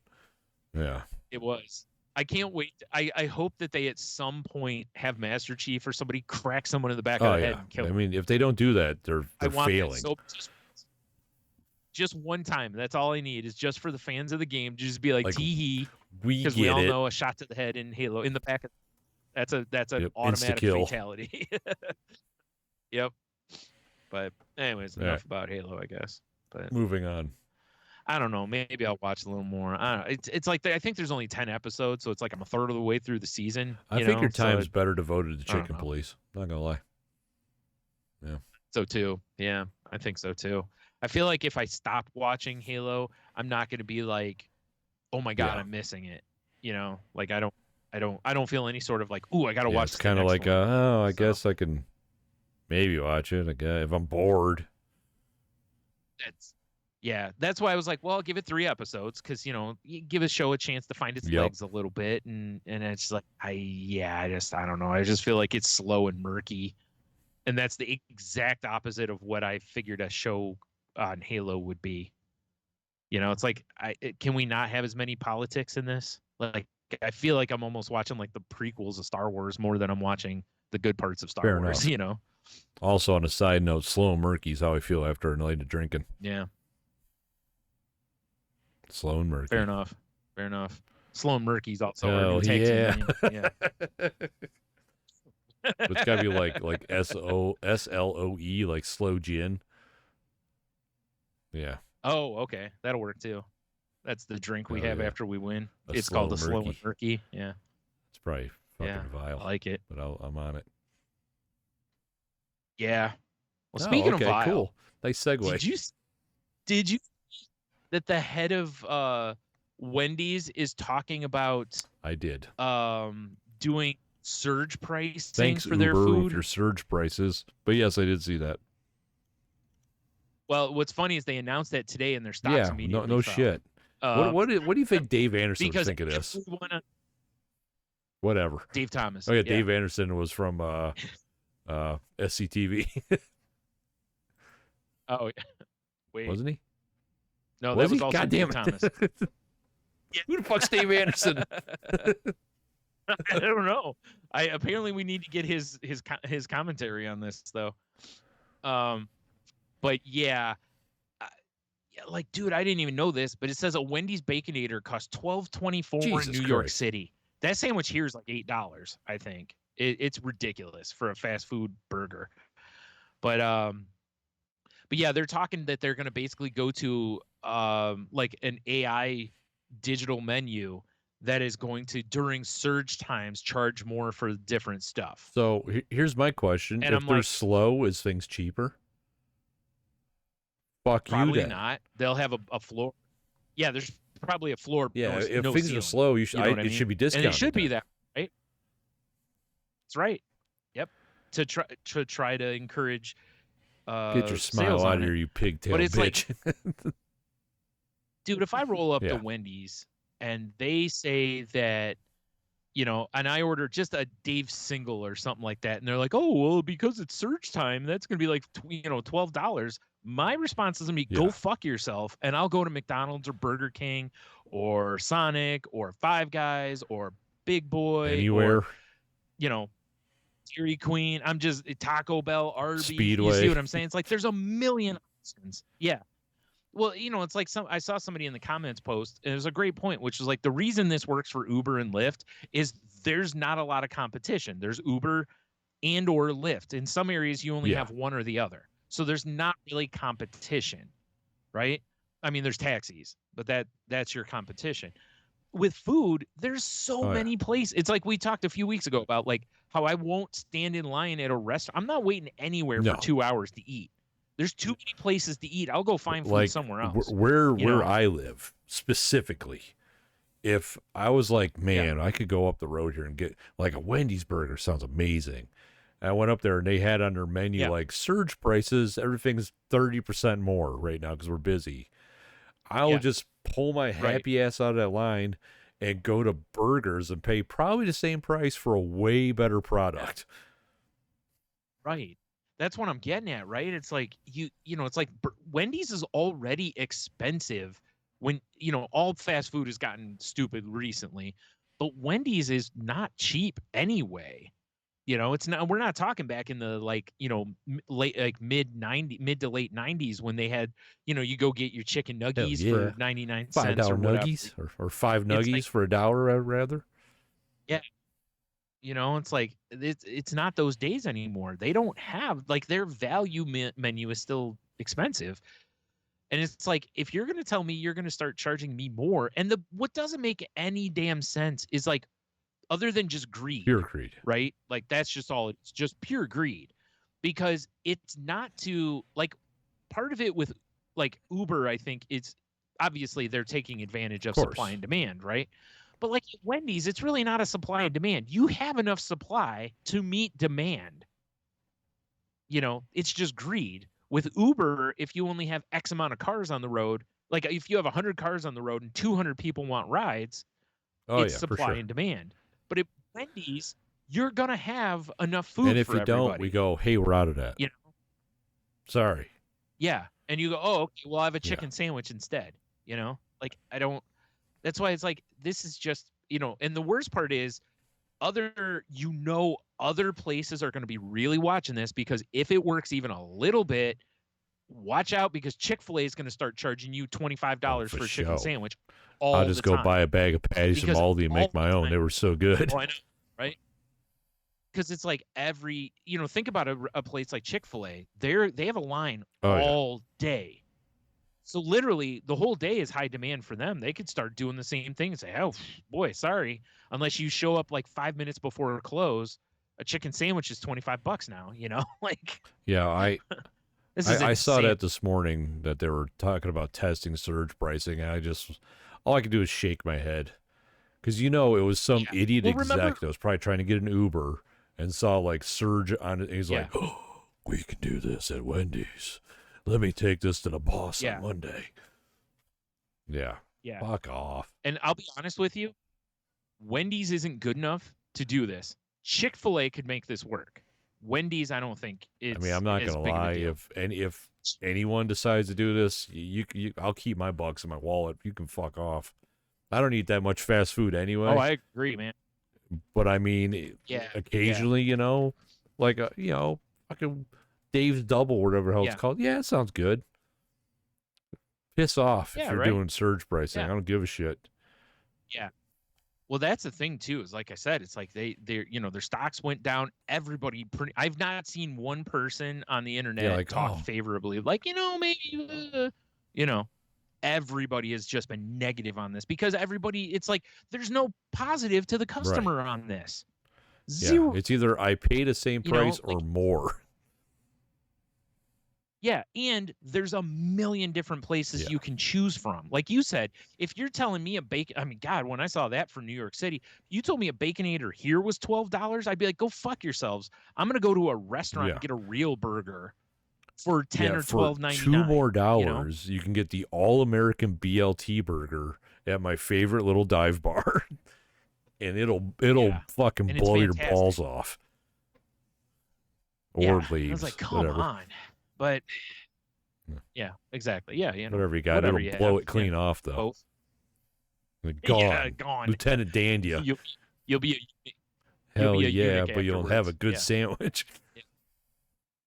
Yeah, boy, oh boy. I'll tell you what. You mentioned you mentioned Dave Anderson, but Dave Thomas would be. He would not. It'd be great if the ghost of Dave Thomas rose from the dead to stop this. Seriously, yeah, because he was all about getting trying to give you something decent for a good price, and this is for sure not leading. It's one of the things that has made concert going horrible now. And again, that's supply and demand. This is not supply and demand. There's high demand during that time, but you have plenty of supply, so there's no need to raise the price. It doesn't benefit the customer at all. It's not going to, it's not going to make things run smoother for you. I mean, it might, because you might just start getting less business. That's true. Because seriously, every Wendy's I can think about in this city, almost directly across the street. I can the 3 closest Wendy's to me, there's a Burger King directly across the street. McDonald's. Or a McDonald's right there. Yeah. It's like there's no way, yeah, like unless Wendy's is the only fast food place in your city. Like I said, to me, I could just see people pulling up to Wendy's, looking at the board, going, "Good God, a single is $9 or $10." Like I can go to McDonald's and get the whole meal for that. Like stick it up your ass. So it's cool. It's not like everything's so expensive. Also, now, I don't want to see this trend. We don't need to charge more or anything. Yeah. Well, that's the thing, right? Yeah, it's like read the fucking room. Like if the economy is doing well or blah blah blah, but people are having trouble with the cost of food as it is, and let's now say we're going to introduce higher food prices. Yeah, how did you expect that to go? I was at after work. I had to pick up the stuff for the kids' breakfast last Friday, obviously. Yeah. And I went to the Aldi that's way out there in Perrysburg because it's by my work, right? That Aldi, Jesus Christ, it scared the shit out of me. That Aldi is very focused on you scan it lanes, right? Oh, okay. So I'm in there and like I'm pulling. There's an old lady right on my fucking ass as we're coming out to the checkouts, and she had so much food in her cart, right? I actually scanned my butter twice. I'm like, fuck, hit the help button. I'm waiting for the dude to come from wherever he is to help me because there's no employees around. Yeah, there's only 2 in the whole store. The old lady on the you scan it behind me straight walked out with a cart full of food. Yeah. And wow. I mean, like I was telling Michelle the story. I'm like, I don't care. Like if you steal from me, I care. If you're stealing for food because you need to, okay. I didn't see shit. Yeah. Yeah. Yeah, I know. But I mean, like she stood there for a second, and then because there's no way she scanned all that food and paid for it in the time I was waiting for the guy to come take my one butter I scanned twice off. There's no fucking way. Yeah. Well, it blows my mind. Like we've talked about this with Dollar General too, right? You go in there sometime, there's no one near the front, and it's like I could grab a handful of shit and walk out of here, like not even run, walk casually out of here, stroll, even. Like, yeah, it's like you'd think you'd have an employee up at the front all the time, but in Aldi, every job there, there's only like their model is usually to have 2 employees working. There's a manager and a grunt. And basically the manager's usually doing restock and blah, blah, blah. And the grunt does cleaning and cashier work. And, if they're in the back, if they're cleaning the toilets, there's nobody up front. You literally could just walk right out of the store. And so they have one cashier lane there and everything else is U-scan. Which I don't, I mean, I kind of hate the U-scans because I'm like, why am I doing this? But at the same time, I kind of like them because I like to get in and out. But those Aldi cashiers are like, they're hardcore. Just and you're on your way. Yeah. Like it always scares me when I get things in glass. It's just like thunk, thunk, thunk, thunk. You're like, like please don't throw my Alfredo sauce like that. That's bread, not a cushion. Oh God. Yeah. So you always got to put your bread stuffs at the end of your line. That way, in case they just wing stuff in. Usually they're pretty good about trying to keep chips and bread separate, but once in a while, I had one where I had hot dog buns and dude was just winging shit in there, a couple cans, and I was like, "Can I go get some different hot dog buns?" I'm like, "You just wrecked those," and he was like, "Oh, I'm so sorry." He was like, "Yeah, go ahead." Sorry, bro, I was in the zone. Yeah, I get it, man, but also, bro, like, what come are you on, doing? It's bread. Like, set that in the back of the cart so you're not winging everything heavy at it. Anyway, what we're trying to say here is fuck surge pricing. Right, and that holds for anything. I hate it with Uber. I hate it in concerts. Because it's like you're taking something that already is an expensive thing, and the worst part is, I'll bet you money, like Wendy's sure as shit ain't gonna pay those employees any extra money off of that. They ain't raising wages during those surge hours, I guarantee. They like that's all just gonna go in Dave Anderson's pocket. Fucking Dave Anderson. So, whatever his name is. Yeah. So, yeah. But Kirk Tanner, that's the CEO's name. It sounds like an 80s ski movie villain. Yeah, it really does. Like him and his boys in their neon suits, Yeah. I see you went down the rabbit hill. I'll be over here at the Black Diamond. Yep. Right. We're going to close your community center. All right. So I read this today. It says researchers have developed a very big disk that can store up to 200 terabytes of data and may represent a return to optical media for long-term storage. Is it just giant, or is it just giant because it holds a lot? I don't know. That was what people online were making all sorts of jokes showing laser discs and shit. Like, I can't wait till my PS6 holds this. But it says this much denser physical storage format makes use of 100 layers, which can hold 1.6 petabits or roughly 200 terabytes. Whereas like a Blu-ray disc can hold 128 gigabytes of data. Well, I just put in very big disc and it pulled up stuff. So, oh, yeah, for sure. So the question will be, I would assume they'd have to upgrade the laser, like the readers, because otherwise, can you imagine trying to put all of that onto how we have to preload games to play them and stuff now? If these games. Can you imagine how much time that's going to take to just pull off that disc? It'd probably be faster to download it. So, like, I saw a lot of people that are like, okay, this is great, but are we going to be able to essentially move that data quickly? Because if not, kind of who cares? Aside from, like, for podcasting, this would be awesome because you could put a ton of episodes on that and then save it. And if you ever need to go back to it, you'd have them for a long time. That'd be great. But, obviously it's also very physical media is coming back, Brian. Well, because like it says here, the downside is they haven't made fast and affordable drives that read the discs yet. So, you gotta, but I figure the way technology is, I figure about a week from now, these will already have been in. Yeah, exactly. AOL starts sending them out again. Yeah. Hell yeah. Yeah.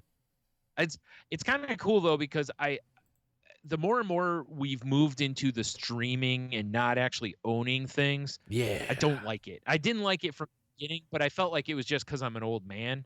Now, as we're seeing the downsides to it, I'm more like, okay, I really don't like it because it's just, I just don't care for it. It's kind of a shitty way of doing things. Yeah.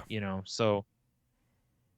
In some ways it's great. Like, I wish we could be at a point to where whenever you want to play a video game, it would just be there and you could just play it. For sure. Be awesome. They're kind of feels like they're working on that. I feel like I think that's the goal. For like Games Pass and stuff, that would not shock me if that's the ultimate goal, to where you really don't need a console. To where you could do it via your TV or a computer, or, that's what Stadia was supposed to be. Remember, like that Google had, to where you just have a controller, you fire up your TV kind of thing, and then, you have a box that allows you to access the games, but then you could just cloud-based play everything. But you have to have great internet for that, too, and that's a problem. Thank God we have Buckeye Cable here, the best internet you can possibly get. Yeah. It's the best cable company around. True. Yeah, because it's emphasis on sad. Right. Yeah. So, yeah. Pieces of shit. Yeah. So anyway, so I got a couple of other things. Do you have anything? I God, let me look. I don't know if you saw the Kellogg CEO was talking about how people should eat cereal for dinner. Going back to read the room, right? Go, what makes sense? Yeah, well, and on the surface, you're like, well, it makes sense. He's the head of Kellogg, right? Like, he wants you to consume their products, but it was very tone deaf in that, like, hey, our product is affordable. It's like, no, food costs need to come down. Like, we shouldn't have to eat a bowl of cereal for dinner. Yeah, exactly. And if if I'm at the point in my life where I gotta be like, God, I gotta eat cereal for dinner, I'm not buying Kellogg's. Yeah. I'm buying store brand. Yeah, yeah. There's you that. know what I'm You're saying? Right. Yeah, yeah. Like if I'm eating cheap because I have to eat cheap, I'm gonna eat as cheap as I can. Exactly. I'm gonna buy these giant, big ass bags of generic cereal or whatever. Plus, it's like, eat for a month. Would I rather have fucking Frosted Flakes or Top Ramen? Mm-hmm. If I'm at the point in my life that I'm like, you know, just what an idiot. Yep. Yeah. Well, it's again, you know, you got a rich person who doesn't understand what it's like to be one of the poors. Exactly. You know. Well, why don't they just eat cereal? It's like, who was that? There was one of them that made the comment that, oh, people should just, you know, quit buying their Starbucks every day. And it's like, dude, a lot of people don't buy Starbucks every day. You know, like and even if they did, you know, because they're talking, it was in response to talking about how people can't afford to buy homes. And the person was like, well, if they just quit buying Starbucks every day. So, of course, the internet being the internet did the math on it, was like, hey, one Starbucks a day is only this much, even if you the big one, you know. So it's like it's not even remotely close to like a down payment on a house. You know, so basically just like, you know, just enjoy your Starbucks. That was the only other thing I really had though. Was I saw that on seriously, I think last week tonight. I just was like, my mind was blown that guy thought that was a good idea to say that on the news show. Right. So I said it's these rich people can't read the room because they're in a different room. Exactly. You know, they don't know what it's like to be poor anymore or ever. Well, you know, Bunny and I have cereal on our yacht all the time for dinner. I don't understand people. Yeah. Rodrigo brings it to us. Yeah. And then they have another servant that pours the milk on it. It's just straight mother's milk right out of her breast. You know, because they have a level of their Frosted Flakes are with like gold exactly. leaf. It's fucking Salt Bay Frosted Flakes. Another loser, by the way. Oh, seriously, dude. Seriously. Have you seen the trailer for the G.I. Joe game that's going to be coming out? It's called Wrath of Cobra. You need to look this up because this for sure looks like something we could have some fun playing, bro. It's a retro side scroller beat 'em up, and it's going to be on the Nintendo Switch and PC. Unfortunately, is all that it shows so far. Blackout? Is that the name of it? No, it's called Wrath of Cobra. Okay, there it is.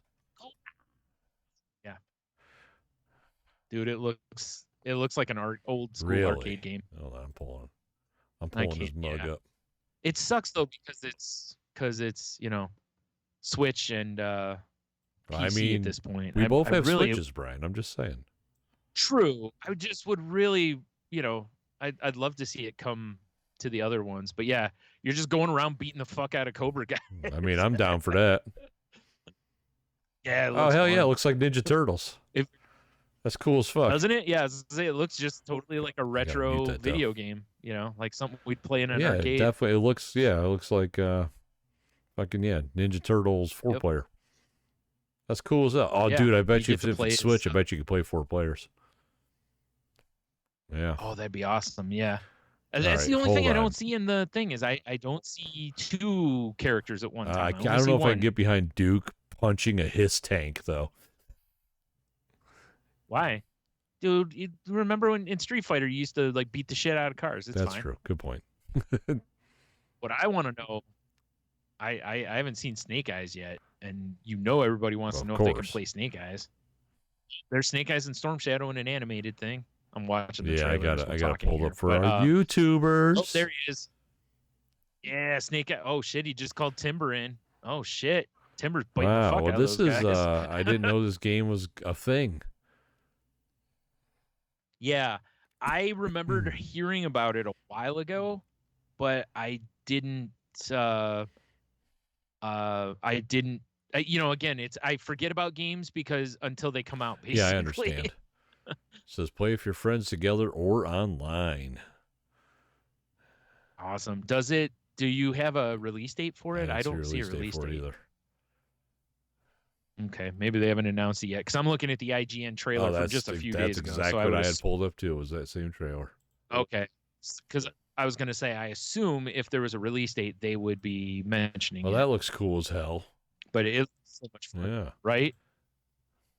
For sure, something I think we can get behind. Yeah, that immediately, or if nothing else, dude, that would be so much fun to like get together and co-op play, for like sure, couch co-op. For sure. Well, you know what I learned over the weekend, Brian, and this blew my mind. It just says release date 2024 on Steam. What's that? Okay, so when I played PlayStation with my son and his friends, they were all playing on their PCs, right? And Logan was like, "So, do you want to use the game chat or do you want to do a Discord?" And I'm like, "I don't really care, Logan. Whatever." He's like, "Well, here's what you got to do. We'll just do it on Discord because it's usually a little more stable." I'm like, "Okay." So I linked my PlayStation account with my Discord, right? So when the chat started, my phone rings. It's the call. I answer my phone, and there's a button at the top, transfer to PlayStation, and then it's in my headset. Really? That's wild. So I'm just saying, if this comes out for Steam, since Switch doesn't really have a proper, like voice chat, we could definitely Discord and chat. Yeah. Okay. Because that was why I was disappointed with it being on the Switch, because they don't really have a chat. So, okay.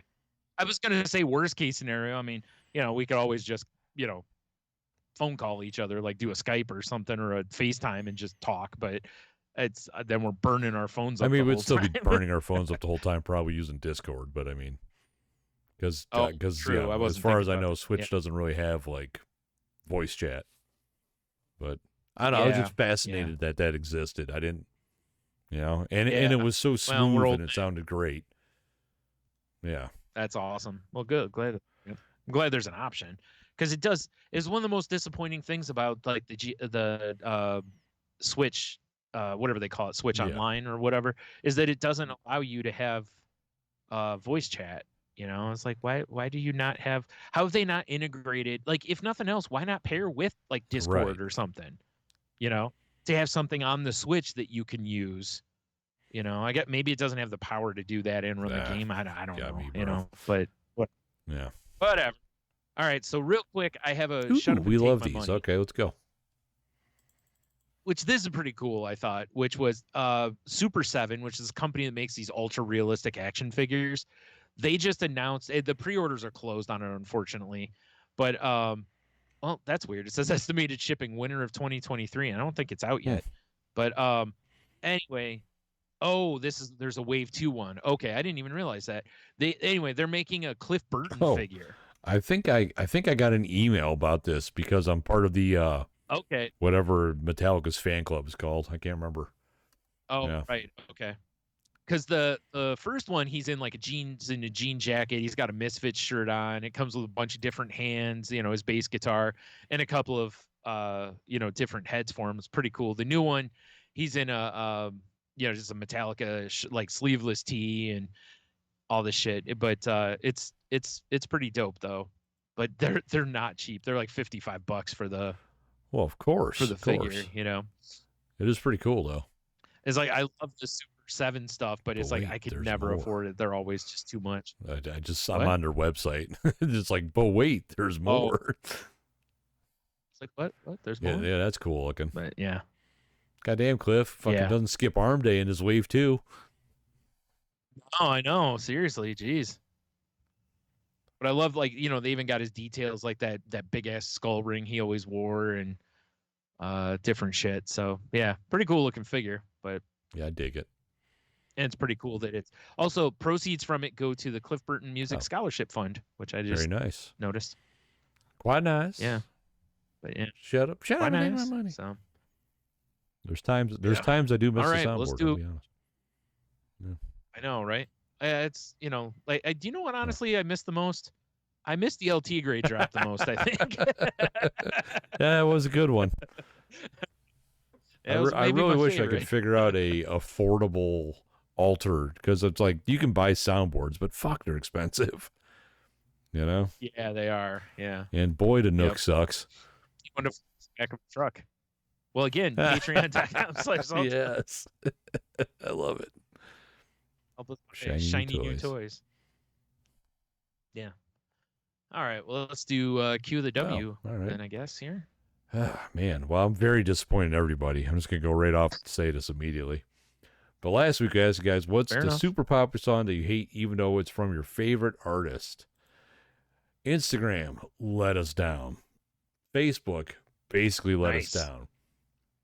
We had one answer from Jeff from Hobie, which, big shout out. Love that man. Says, Ironic from Alanis Morissette. I find Jagged Little Pill to be a top-notch album, but hated that song. I was surprised. I hated that song too, but mainly because I just can't get over the lyrics. I was surprised and a little irked when they chose that song to be a third single from the album. Every other song on the album would have been much better a much better option in my humble opinion. Okay, fair enough. And that's all we got over here, man. All right. Well, luckily, Cheeto came through and maybe gave us one of the better answers that you could have. Top tier. S tier, like Meyer Snacks. Now we're talking. So he says his favorite artist / band is Lynyrd Skynyrd, and he goes, I don't hate any song by them by no matter how popular. However, I am weary of Sweet Home Alabama and Freebird because of local radio. That's understandable. They're great. I love them, but I'd rather hear pretty much anything else from their catalog. I really can't think of a band or artist that I like that has a popular song I hate, and I don't really listen to newer music or have any real current or popular favorites. Now get off my lawn. I'm an old man. Bah. I think that's one of the best answers probably, though, or it'd be like if you like Zeppelin and you were like, God, if I hear Stairway to Heaven, I'm going to murder someone, you know? But Freebird and Sweet Home Alabama are so fucking overplayed, and it's not just on the radio. It's like they've been in how many movies, commercials. It's just, you hear them at sporting events. It's just like, yeah, enough. I get it, buddy. Like, I still love the songs, but also enough. Well, you remember, Brian, they can keep playing those songs because they have a warlock on their side. Fair. I mean, it's true. We did learn that. The New Year's Lynyrd Skynyrd warlock. Yeah. All right. So 1 through 8. I'm going to have to go with 3. 3? All right. What is something that no one notices if you do, but definitely notices when you don't do it? I feel like the first thing that pops into my head is like wash your ass. When you do it, nobody really notices. They don't think it. No one's like, wow, your ass smells delicious today. But if you don't, someone would be like, what the hell smells like ass? Yeah, I've definitely been around people that smell like shit. It's definitely happened before. So shower, bathe. Yeah, but that was the one that popped in my head right away. But I think that's a good one. So it's they don't really notice if you do, but they definitely notice if you don't, right? Yes, I'm gonna say park like an asshole. Oh, that's actually a good one. Most people aren't like, that's a great look at this fucking even on both sides. Yeah, I will say there's only one exception to that, and that's if you're outside somewhere and you see someone parallel park. Sometimes you're just like, oh, nice, because you can actually see him actually maneuver a vehicle properly and not crush into somebody. Yeah, But now even then you don't know because they might be doing it hands free with their the car might be parking. I don't have a car of hands free parallel parking. I will never. That's a skill I earned. Yeah. And I will show it off every chance I get. Right. That's fair. If I were driving, I would probably drive around for an hour to park anywhere else. I don't have, part of it is, my sight, I don't have great vision, peripheral vision on my left side because my eye's not great. So it kind of throws a lot of stuff off for me. And when I was with my dad practicing driving and I tried backing up, it really made me nervous. Like I can't see. And I mean, I know you got mirrors, but even then, like looking out of that side mirror, it's hard because I've got to use my bad eye to see out of my driver's side mirror. Obviously, you need to get Sword of Omen sight beyond sight. Yeah, I do. You're right. Now, with the backup cameras, I haven't driven with a backup camera, so that would for sure help me a little bit, but yeah, I get, my thing with the like hands-free parking, like I'd be so fucking nervous. I don't trust that fucking car. Because if that thing, you just crash right into a car. How do you explain that? Hey, it wasn't me, officer. That was my fucking car. I was just sitting here.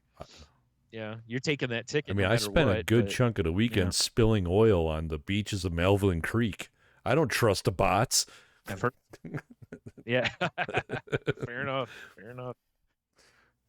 Yeah, I think that's a good one because you're right. Like you said, you never walk through a parking lot and go, hold on, let me get my camera out. This fucking guy knows how to park. But if someone parks like an asshole, you're like, let me get my camera out because I'm posting this on Instagram. Yeah. Because I've done that and sent pictures to people. Yeah, look at this guy, So yeah. Also, you notice it because it's like you see one spot and like everyone, like 5 spots down, they're all over the line because someone in there parked terribly to begin with. So it causes that ripple effect. Whereas if someone parks perfectly, they just blend in and because they're cool. So, yeah, exactly. I think that's a strong answer, my friend. I try. So sometimes I pull it off. I think we both had good answers. Because it for sure, like I said, I noticed when you can always tell when somebody's like freshly showered or whatever, but I don't think you really like pay tons of attention to it the way you do when you're just like, oh boy, you haven't cleaned in a month, kind of situation. Yeah. You for sure know. We've got at work, we got our sleeves we got to wear every day, and in the summertime they get funky, and I definitely work with some people that do not wash their sleeves. And it gets bad. Yeah. I don't doubt. I mean, you think back to like when we were in high school, man. Like some people's gym clothes, you're like, Jesus Christ, you're supposed to take those home and clean them on the weekends. What is wrong with you? Yeah. I mean, even when the teachers would be like, okay, everybody empty the locker out, type of thing. Take your shit home, and but it's like I think they just leave it in their bag and then bring it back. Because people do it at the gym too. Because some you can smell people at the gym sometimes. It's like, oh boy. Funk. So yeah. So I guess what we're trying to say is wash your ass and learn how to park. Yeah, exactly. Please, for the love of God. 2 very important things in life. I guess the parking's less important now than it used to be because the cars are doing more shit. Their best to help you now. Yeah. Wash your ass. Anyway. Wash your ass. Good times. Always. Whenever somebody asks me to impart advice on somebody, it's like, wash your ass. Wash your ass. But we also come from, game stores. So having lived through gamer funk, we for sure understand. Oh, dude, how important we've been in the is. trenches. Mm-hmm. Oh yeah. We've smelled. That's what I'm saying. That's what I'm saying, dude. Anyway. All right. Well, there you go. So head on over to saltylanguage.com. Check out all the links from the episode, and please stop by tangentboundnetwork.com and check those shows out. And if you're looking for a network for your show, go join us over there. And if you talk to Mark, remind him to wash your ass. Don't park like one either. I mean, he's got a lot of stuff going on. That's true. He might forget. That's true. I would hope not. I think he has a lady in his life, so I'm pretty sure she. I would sure hope so. Like, you're not getting anywhere near me until you wash exactly, right? Fine. That's why you need the bidet. Power wash that thing right out. Hell yeah. Yeah. Get that shower brush up. Hell yeah. Buttocks, that's what I'm talking about. Whatever you got to do, get in there. All right. If you want to reach out to us on social media, you can find us on Twitter at @salty_language. You can find me on various social medias. I am on the Instagrams at The Monotony, at Salty Language on TikTok, Salty Language Pod on YouTube. If you're watching this, you already know. If you're not watching this, you want to, check it out. Give us a like, a subscribe, throw your boys a bone.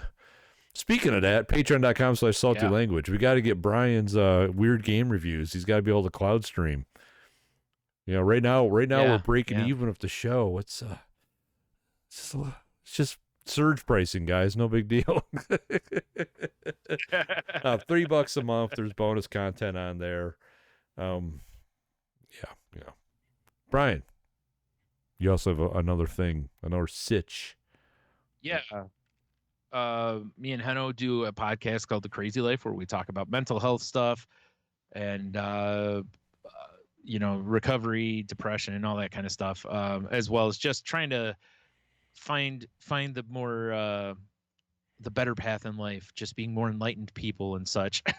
So if you're into that, give us please give us a listen. Zen and monk like, bro. And I think I believe we're recording this week. It's been like a month since we've recorded. So life happens, man. We're gonna try to sort that out and get back after it this week. So so let's hope that happens. And so I guess with that, have a beer, you'll be fine. Oh man, stay so salty, everybody. Enjoy spring. It feels like it's here in our area, at least for a few days. Seriously, man, it's wild though. Like 70 today, in 2 days it's going to be 40, and then in like 2 or 3 days after that, right back into the mid 60s. It's insane. It's crazy.